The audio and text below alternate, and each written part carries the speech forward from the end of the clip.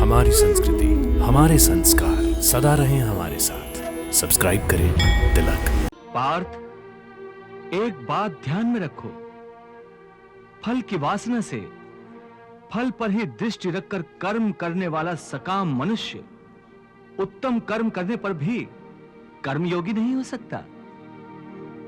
ऐसे मनुष्य को ख्याति आदि लाभ प्राप्त हो सकते हैं, किंतु उसे परमात्मा और शांति प्राप्त नहीं हो सकती। मोह बुद्धि का अज्ञान होता है और इसी अज्ञान के कारण मनुष्य भौतिक आकर्षण में फंस जाता है। वो जानता नहीं कि देह तथा समस्त भोग नश्वर हैं, मिथ्या हैं। जब मनुष्य सत और असत अथवा नित्य और अनित्य का भेद जान जाता है, तब वो निरासक्त हो जाता है। हे पार्थ, जो कर्मयोगी होते हैं वो आसक्ति छोड़कर कर्म की सफलता और विफलता में समबुद्धि से काम लेकर योग द्वारा परमात्मा पर आस्था रखकर कर्म करते हैं। इसे ही समत्व योगा कहते हैं।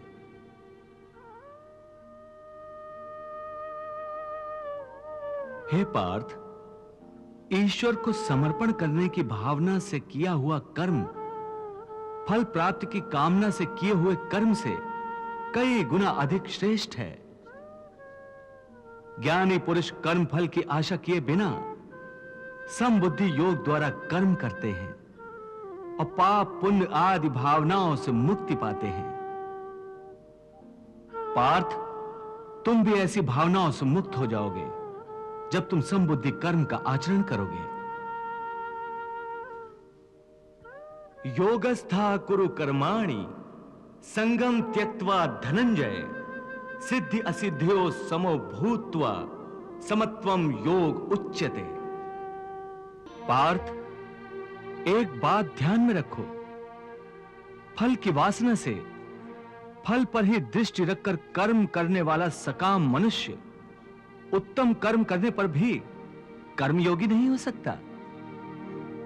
ऐसे मनुष्य को ख्याति आदि लाभ प्राप्त हो सकते हैं, किंतु उसे परमात्मा और शांति प्राप्त नहीं हो सकती।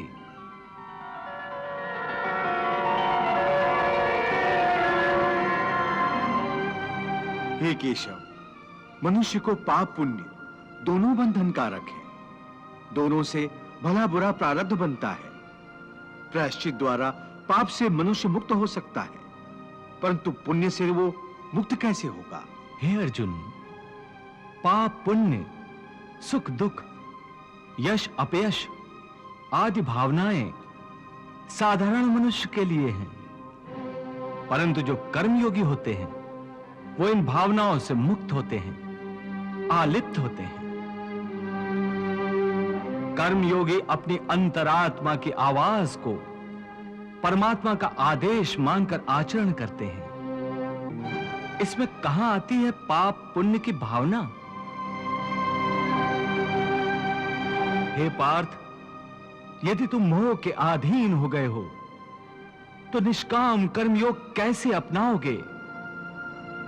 तुम्हारी बुद्धि पर जो मोह के अंधकार का पटल छा गया है, उसे ज्ञान के प्रकाश से हटा दो और अपनी बुद्धि को मोह के दलदल से बाहर निकालो। हे पार्थ, यदा ते मोह कलिलम बुद्धिर्व्यतितरिष्यति तदा गन्तासि निर्वेदम श्रोतव्यस्य श्रुतस्य च। हे पार्थ,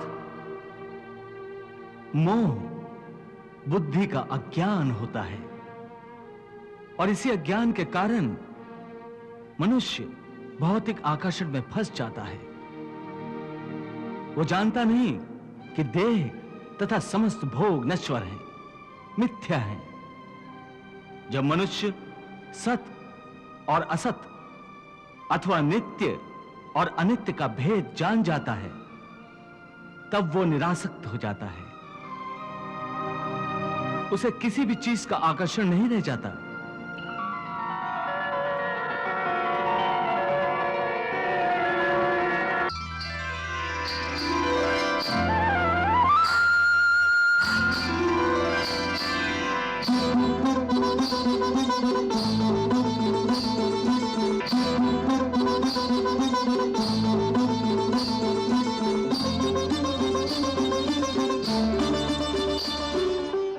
इसका दूसरा अर्थ है मोह का त्याग करना,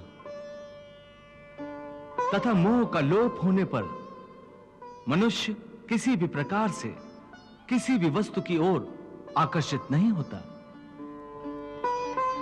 हे पार्थ, यथार्थ ज्ञान की प्राप्ति होने के बाद मोह का त्याग होता है, आत्मिक योग बल में वृद्धि हो जाती है। योग बल के कारण मन स्थिर हो जाता है।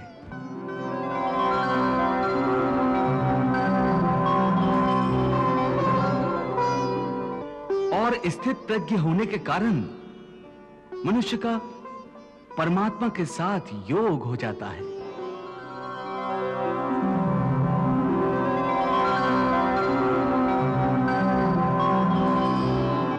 पार्थ, तुम भी आत्मिक योग बल द्वारा अपनी अंतरात्मा में झांक कर परमात्मा को देखने का प्रयास करो, समबुद्धि कर्मयोग का आचरण करो और स्थित प्रज्ञ बन जाओ।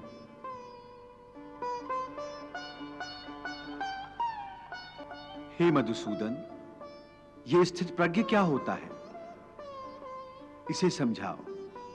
पार्थ, दुख भोगते हुए भी जिसके मन में उद्वेग नहीं होता और न ही जो सुख की लालसा रखता है, तथा जिसके हृदय में क्रोध, मोह, भय आदि विकारों के लिए कोई स्थान नहीं होता, वो मनुष्य स्थित प्रज्ञ है। दुखेषु अनुद्विग्न मनाः, सुखेषु विगत स्पृहा, वीतराग भय क्रोधा, स्थित धीः मुनिरुच्यते। समझा कर मुझको कहो हे केशव सर्वज्ञ, भाषण आसन चलन में कैसा है स्थित प्रज्ञ, कैसा है स्थित प्रज्ञ। पूर्ण मनोकामनाएं मन से जो तज डाले, रहे संतुष्ट सदा आत्म विलास में। दुख के आने पर जो विचलित न हो, कदापि नहीं कोई स्पृहा सुख सुमन सुवास में। राग है न द्वेष जहाँ मोह नेह शेष, नहीं लेश मात्र अस्थिरता जिसके आभास में। शुभ से प्रसन्न हो न अशुभ से जो भय माने, ऐसा स्थित प्रज्ञ रमे योग रस रास में। ऐसा स्थित प्रज्ञ रमे